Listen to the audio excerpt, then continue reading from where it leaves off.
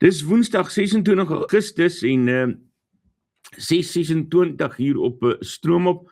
Hier is vanoggend se nuusbulletin. Ons val weg met hartseer nuus van Amerika af. Die geliefde Amerikaanse country musieklegende Dolly Parton is dood. Haar neef Brian Siever het die nuus in 'n video op sosiale media aangekondig en gesê sy het in die lig geleef en is in die arms van Jesus. Parton het onlangs konserte in Las Vegas weens gesondheidsprobleme glo langdurige behandeling vir nierstene gekanselleer. President Donald Trump het opdrag gegee dat vla reg oor Amerika vir 'n week halfstok moet hang en het haar dood as 'n ware verlies vir miljoene mense beskryf. In plaaslike nuus is 4 vermeende lede van 'n swaar gewapende kaperbende in 'n skietgeveg met wetstoepassers gewond en nog 17 makkers by 'n skuilplek in Vereniging in hegtenis geneem. Die bendelede was glo besig om voor te berei om 'n vragmotor met elektroniese goedere te kaap. Die intelligensiegedrewe operasie is uitgevoer deur 'n multidissiplinêre span bestaande uit die polisie se taakmag, die Gautengse polisie se misdaad-intelligensie afdeling en die Gautengse verkeerspolisie. Wetstoepassers het op 'n groot versameling toerusting beslag gelê, waaronder 'n AK-47 aanvalsgeweer, 4 pistole, ammunisie en uniforms. Intussen het die voormalige burgemeester van Ermelo en streeksvoorsitter van die Vryheidsfront Plus in Tshwane, Grandi Tennyson, uit sy party bedank om by die Demokratiese Alliansie aan te sluit. Tennyson, wat sedert 1994 'n lid was, sê die laaste strooi was die ondemokratiese manier waarop die nasionale leierskorps vanuit Kaapstad by sake in Pretoria ingemeng het.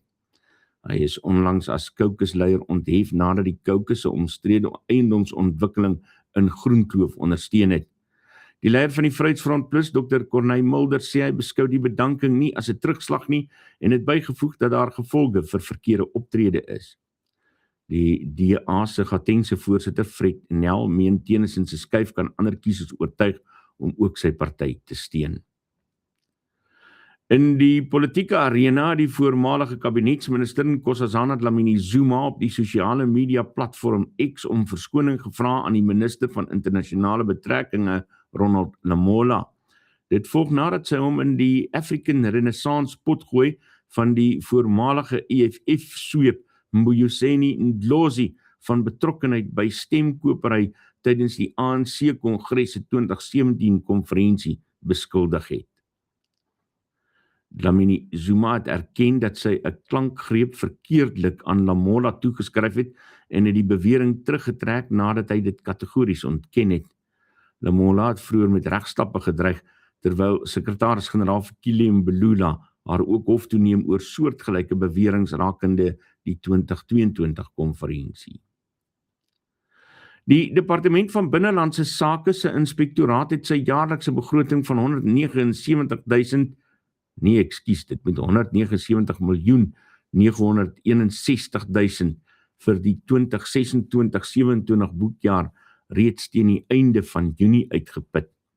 Die hooffinansiële beampte Gordon Hollenby het aan die portefeuljekomitee oor binnelandse sake gesê dat die eenheid teen 19 Augustus R329.729.000 bestee het, wat 'n oorskryding van meer as R219 miljoen beteken.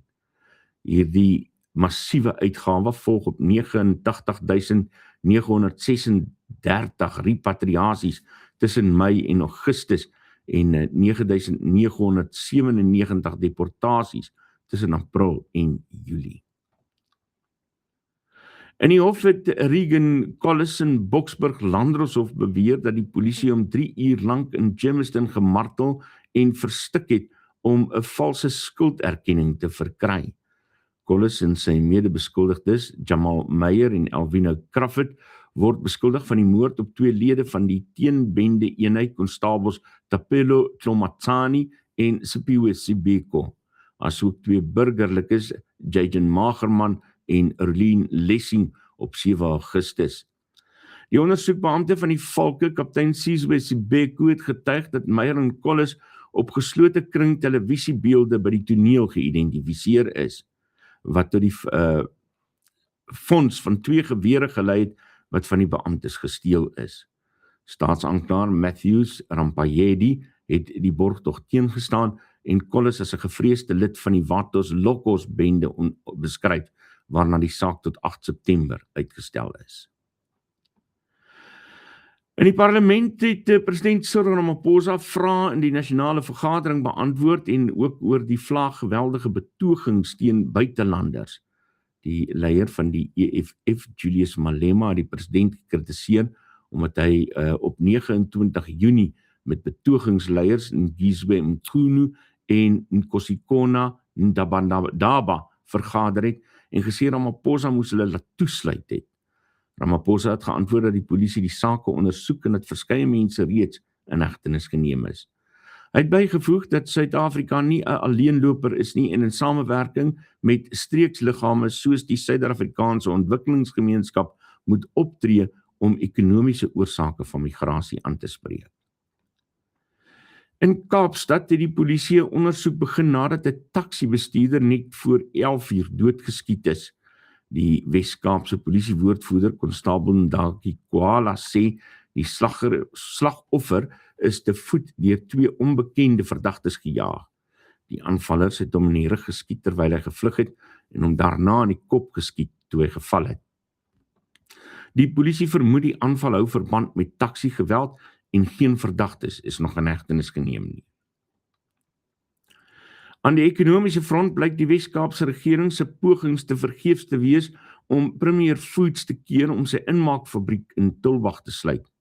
Joanne Johnston van die Departement van Ekonomiese Ontwikkeling het aan die staande komitee oor landbou gesê die maatskappy het reeds op 28 Julie se besluit aangekondig en dat die aanleg tans groot verliese ly. Hier is 'n stukkie goeie nuus. Amber Roseberry van Pringlebay het geskiedenis gemaak as die jongste Suid-Afrikaanse vrou wat oor die Engelse Kanaal geswem het. Sy het die roete van 33 km tussen Dover in Engeland en Pointe-Rendy in Frankryk in 'n nie amptelike tyd van 10 uur en 27 minute afgelê. Volgens 'n Facebook-plasing deur Donovan New-May van die Chief Marketing Officer Raad het sy om 5:27 begin en ten spyte van koue uitputting en pynlike jellyfish-steke om 15:45 in Frankryk te voet aan wal gesit. Berry het daarna op die boot erken dat dit bitter moeilik was, maar dat sy gemotiveer is deur die geleenthede wat dit vir ander student-atlete kan skep. Nog nuus aan die politieke front, die EFF het 'n formele klag van belangebotsing teen die Demokratiese Alliansie die parlementslid Dr. Mark Burke by die parlement se gesamentlike komitee oor etiek en ledebelange ingedien. Die klag spruit uit sy rol as mede-stigter en voormalige voorsitter van Castello Proprietary Limited, waarvan die bankrekeninge by Access Bank deur die Reservebank gevries is weens verdagte buitelandse valuta transaksies van meer as R4 miljard in 2025. Die party beweer Burke het vergaderings van die staande komitee oor finansies bygewoon waar die Reservebank verslag gedoen het sonder om homself te onttrek terwyl sy maatskappy in 'n regstreekse hofstryd met die bank betrokke was. In die Nelspruit streekhof is die saak teen Skalk Abraham, Aby Steyn en die Limpopo wildboer Dawie Groenewald tot 10 November vir 'n voorverhoorkonferensie uitgestel. Die 2 mans is op 20 Julie 2021 in hegtenis geneem nadat 19 renosterhorings in hulle besit gevind is. Die uitstel sal die nasionale direkteur van openbare vervolging geleentheid gee om die magtiging te bevestig om met die verdediging se voorleggings te handel.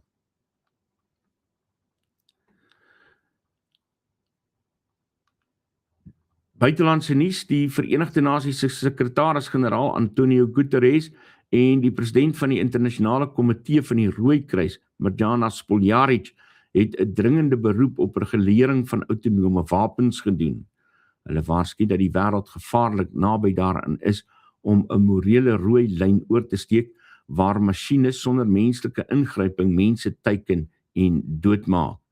Ten spyte van 10 jaar se besprekings is daar steeds geen internasionale verdrag nie en lande sal eers in November besluit of formele onderhandelinge oor die kunsmatige intelligensiewapens sal begin. Kan jy dink as jy 'n klomp van die goed loslaat en hulle gaan haywire soos wat AI soms doen, dan sit jy dalk naderhand met fliekmateriaal, nee, van 'n klomp robotte, wat ek met die nuus aangaan. In Namibië het die regering 'n omgewingssertifikaat in die maatskappy Namibian Marine Phosphate uitgereik om die Sandpiper projek sowat 120 km van Walvis Bay af te begin.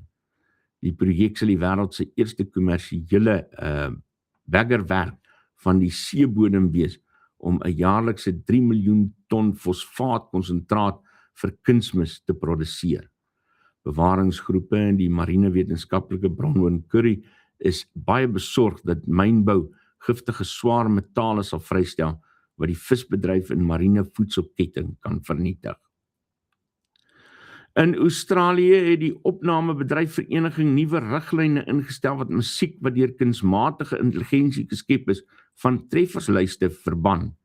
Die uitvoerende hoof, Annabel Hurt, sê die reëls wat vanaf Vrydag geld vereis dat liedjies wesentlik mensgemaak moet wees en dat kunsmatige intelligensie slegs 'n ondersteunende rol mag speel.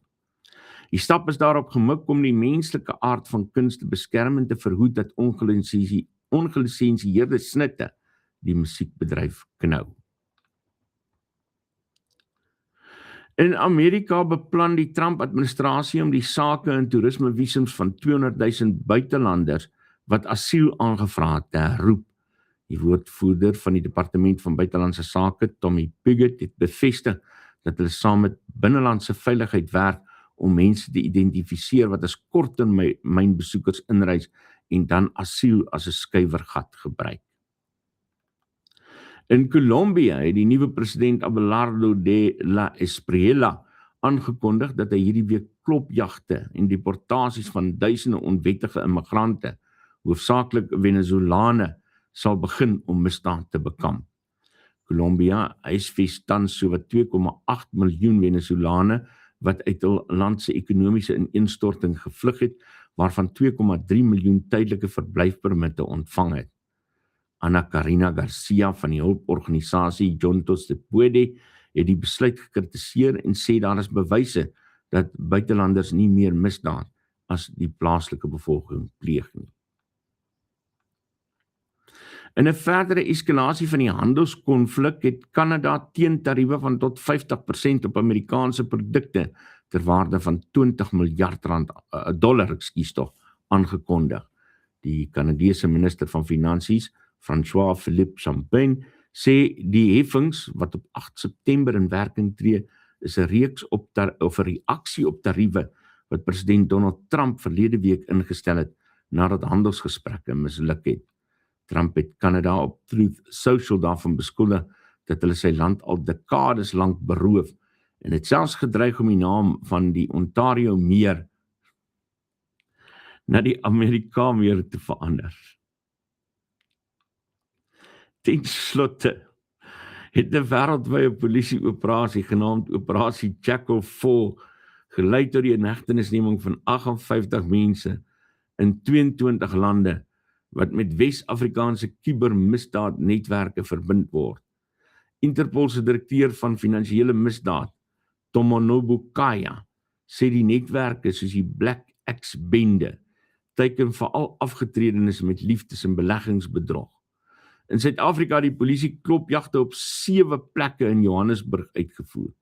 39 mense is in hegtenis geneem, beslag is gelê op $2,67 miljoen en 257 bankrekeninge is gevries.